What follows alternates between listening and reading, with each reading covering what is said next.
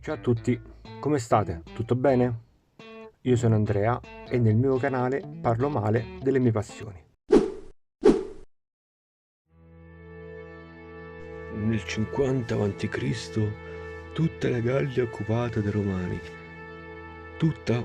No, un villaggio dell'Armorica abitato da irriducibili Galli resiste ancora e sempre lì. No. Aspetta. Prima parliamo di un po' di cose e poi parliamo della trama, va bene? Ok, allora aspetto. Questo martedì voglio parlare con voi della storia d'esordio di Asterix, probabilmente il personaggio della tradizione fumettistica francese più importante di sempre, il più iconico, l'unico e vero supereroe francese per eccellenza, più iconico anche di Tintin, di Spirou e di molti altri. Come avremo modo di vedere, infatti, Asterix fa il suo esordio editoriale in un periodo molto difficile per la Francia degli anni 50, una Francia che era uscita a fatica dalla seconda guerra mondiale e che dovette fare i conti con lotte di liberazione che disgregheranno il suo impero centenario. Non mancano inoltre importanti vicende di politica interna che vide Charles de Gaulle imporsi gradualmente. René Goscinny e Albert Uderzo non idearono Asterix solo per alleggerire lo spirito dei suoi lettori, ma anche per dare importanti messaggi contripotenti, talvolta ridicolizzandoli con uno stile tutto loro, fatto di cazzotti, sberle e caricature. Direi allora di addentrarci nella Gallia di 2000 anni fa, ma anche di tempi più vicini a noi.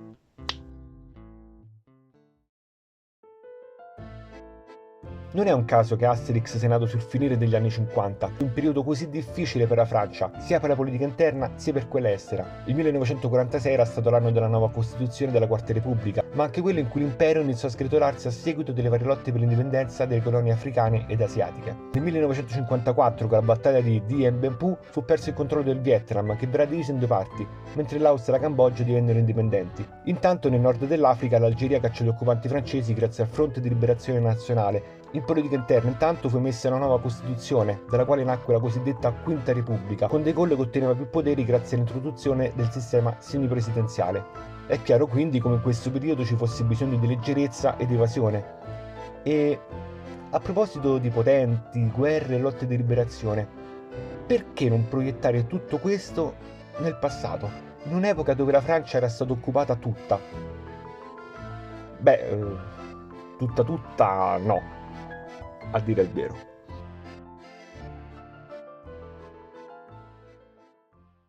Aspetta. Prima di andare avanti ricordatevi di iscrivervi perché il 98% di voi ha visto il mio video e non si è ancora iscritto. 3, 2, 1. Bravi. Adesso possiamo andare. La nascita editoriale di Asterix è strettamente legata a quella della rivista Pilote, destinata ad essere la prima rivista dedicata esclusivamente a lettori adolescenti. Per il suo lancio, lo sceneggiatore di origini ebraico-russo-polacche René Goscinny e il disegnatore italo-francese Albert Uderzo optarono inizialmente all'adattamento de Il romanzo di Renard, una storia a fumetti satirica ambientata nel Medioevo.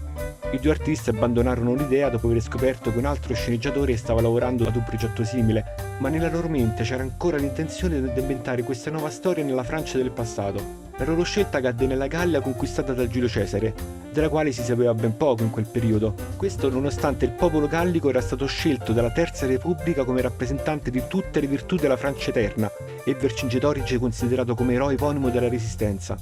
Non ci dimentichiamo infatti che solo 15 anni prima della pubblicazione di Asterix la Francia aveva conosciuto la conquista tedesca e che aveva visto il paese spaccato in due, una parte direttamente annessa alla Germania ed una con un governo fantoccio. Tornando a Goscinny e Uderzo, i due sapevano ben poco della Gallia, per cui attinsero alle memorie scolastiche ancora intrise di nazionalismo, dal debello gallico e da tanta immaginazione. Ed ecco quindi che nacque Asterix, un personaggio scaltro, intelligente e furbo, che grazie alle sue doti ad una pozione magica riusciva a scacciare l'invasore. Inoltre è piccolo come gli asterischi che rimandano ad annotazioni e che quindi rendono il personaggio a margine rispetto a quel debello gallico scritto da Cesare per vantare la sua gloria e le sue conquiste. Inizialmente Uderzo immaginava un personaggio che fosse simile a un papà, altro personaggio nato dalla sua fantasia, ma scelse queste caratteristiche per caratterizzare Obelix, che nella prima storia si limita a essere una spalla del protagonista e che in seguito avrà tutti quelli che erano ritenuti difetti della società francese degli anni 50, secondo gli autori almeno.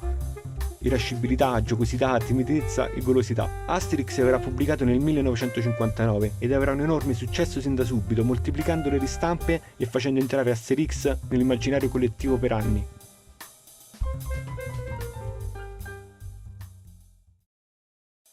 Bene, ora è giunto il momento di tornare in Armorica e nelle vicende del piccolo Gallo. Le prime tavole sono esplicative di come l'opera sia un chiaro riferimento all'occupazione tedesca. Vediamo infatti i nemici che vengono cacciati e che parlano con accento tedesco. Vediamo anche Vercingetorige riporre le armi a favore di Cesare. Cesare che, a proposito, parla sempre in terza persona, proprio come fa nel suo De Bello Gallico. Inoltre Cesare è l'unico romano a non parlare il dialetto, cosa che spetta solo ai legionari, proprio per poterli ridicolizzare ancora di più. Segue poi la classica introduzione in cui viene spiegato che tutta la Gallia è occupata dai Romani, ad eccezione di un villaggio che resiste sempre all'invasore. È il villaggio appunto di Asterix, capeggiato da Abraracurcix, in cui il druido Paronamix è in grado di preparare una pozione portentosa in grado di aumentare a dismisura la forza di chi la beve. Ecco il segreto dell'imbattibilità del villaggio. Ingredienti? Vischio e un po' di aragoste per dargli un po' di sapore. Ecco l'ironia di Asterix che mi piace tanto. Dopo l'ennesima sconfitta, l'esercito romano vuole sapere a tutti i costi il trucco di questa imbattibilità e incarica il povero ed ingenuo legionario Caligola Minus ad addentrarsi nel villaggio gallico per scoprirne di più. Sapere cosa succederà aspetta a voi. Io vi invito a leggere questo primo albo per spegnere un po' il cervello e farvi sane risate. Volevo parlarvi di più di questo albo perché sono nascoste chicche e niente male, ma poi che gusto c'è. Facciamo una cosa, le metto in fondo al video così potrete tornare dopo averlo letto. Magari più là farò un video più dettagliato. Che ne dite? Io intanto vi invito di nuovo a mettere mi piace e ad iscrivervi. Magari attivate anche la campanella per ricevere la notifica in tempo reale. Buona lettura a tutti!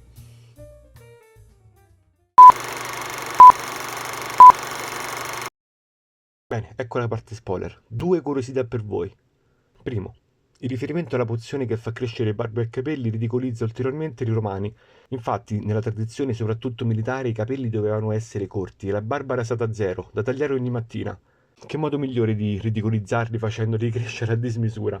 Secondo, alla fine dell'albo Cesare spedisce soldati in punizione in Asia, dove ci sono alcune sommosse di barbari in corso. Vi ricordate quando vi ho parlato di Vietnam, Laos e Cambogia? Ehi, ma io non dovevo parlare? C'è nessuno? Vabbè, sarà per il prossimo video.